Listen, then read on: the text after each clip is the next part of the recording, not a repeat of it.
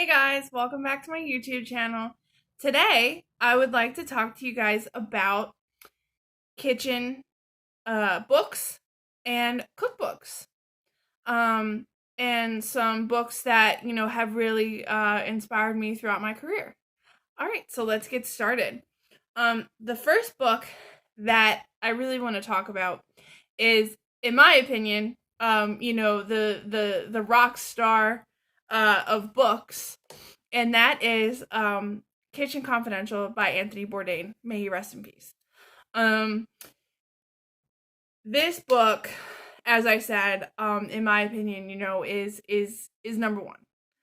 Um, the way that Anthony wrote this book was almost like he's talking to you, and I just think that that's a really neat way, to write a book, and he really, gives a good perspective on the kitchen culture, of his time and what it was like to work in the restaurant back then.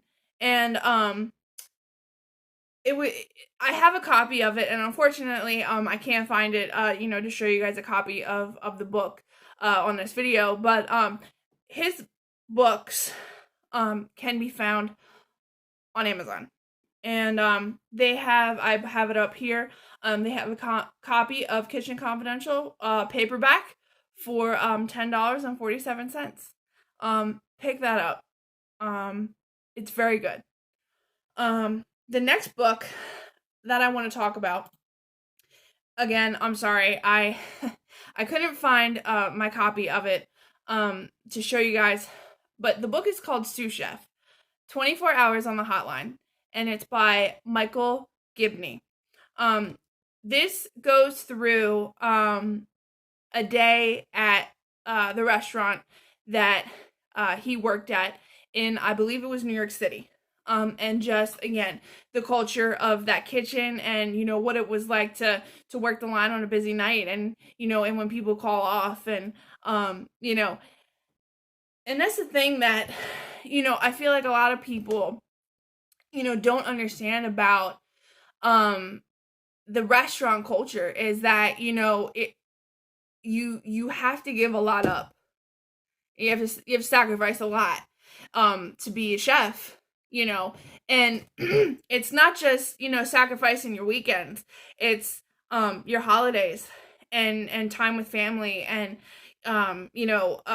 birthday parties, and friends' weddings, and it takes a lot, and that's why this industry is so hard, and it's especially hard if you're a woman, like myself, because and I don't mean to get into all, I don't mean to sound like like a feminist here or something like that, but my point is that women in this industry have to work twice, if not three times harder than a man does, to earn respect from her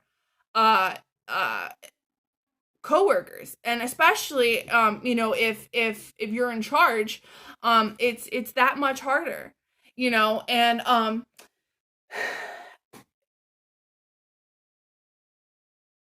but if you're passionate and you're driven, and if you love what you do, then it makes all the hours and all the sacrifice worth it. Okay. I mean, not only is this business physically exhausting, it's mentally exhausting, because not only do you have to think about the menu and what you're going to do for a special that day, you have to think about your ordering. You have to think about your coworkers, and how you're going to distribute the workout, and how you're going to accomplish your prep list every day, and stuff like it. It's a lot to think about, and it's always good, you know, if you work in a place where you are able to have somebody take you under their wing, and to help kind of mold you, and to teach you and to show you how to do stuff. And somebody also who's patient with you, is is very good. Also. But like I said, if you love what you do, you know, this being a chef is worth it. Okay. A chef named Ferran Adria had come to where I went to school at CIA twice, and he had a discussion, and one of the things that he said in this discussion was, cook and be happy and let the consequences decide. And I've really tried to carry that, you know, throughout my career, because I feel like that helps you take a step back, helps you take a deep breath, and just say, you know what, just cook. Just cook. Okay? And I've really tried to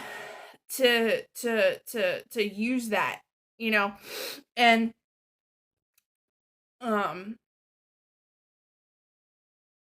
and just, you know, help use that to help me focus on what I'm trying to do, you know.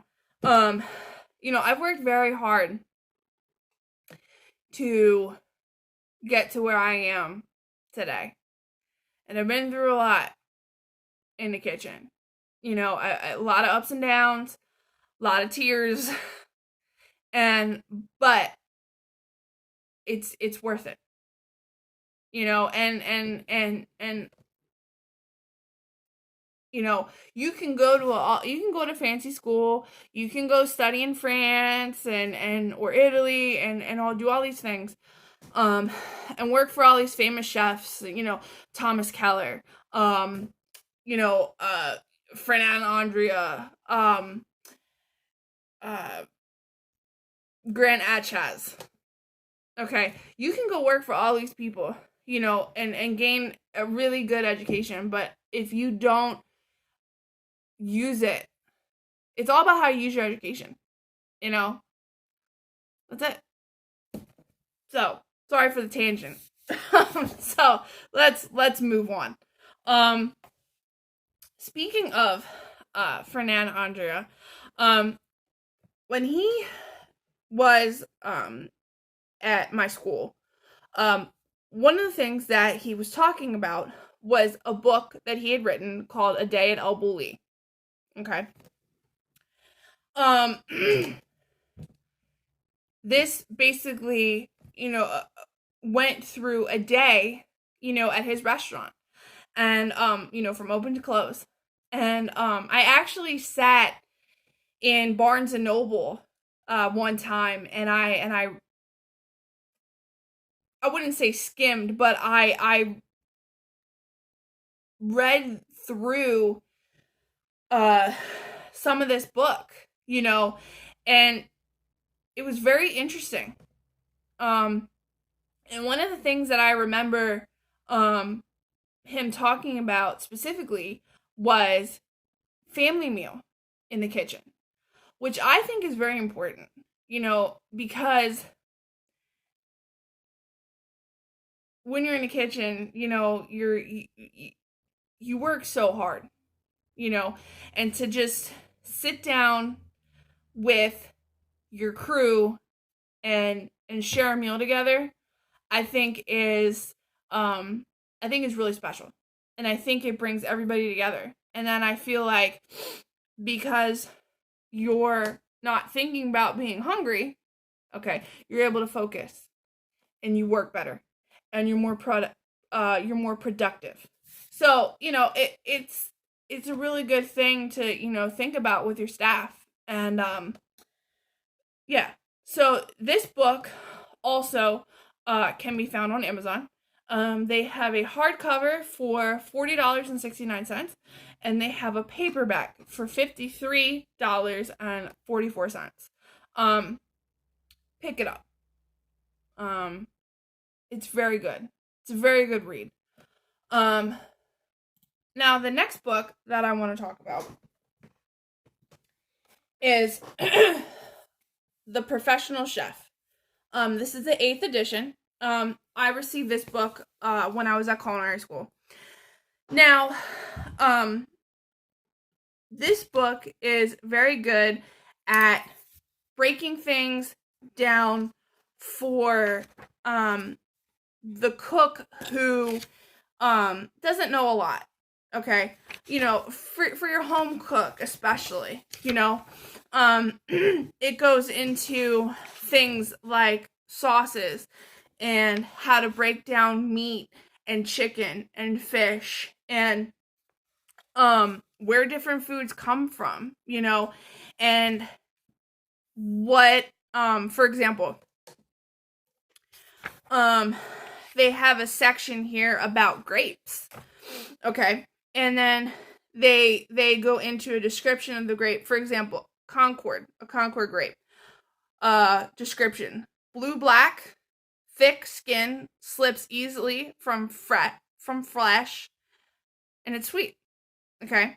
And common culinary uses: in juices, jams, jellies, syrups, and preserves. Okay.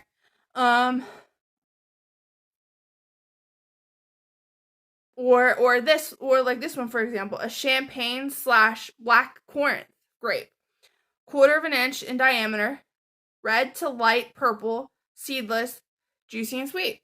And common culinary uses: table grape, so snack. So that's basic, things about what they go into. And then they go into, as I said, they go into sauces, and they go into like the mother sauces, and then they'll go into the sauces that can be made from those sauces. Okay. It's very good.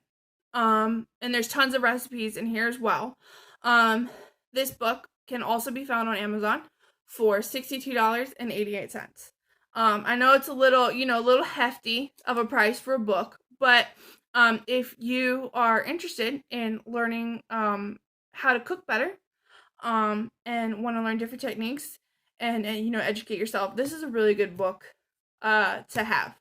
And you know what? And it's still good for me. I've been doing this for almost 9 years now, and this book has always been, a really great refresher course for me. So check it out. It's good stuff. Now the next book that I have here is called On Food and Cooking: The Science and Lore of the Kitchen by Harold McGee. Okay.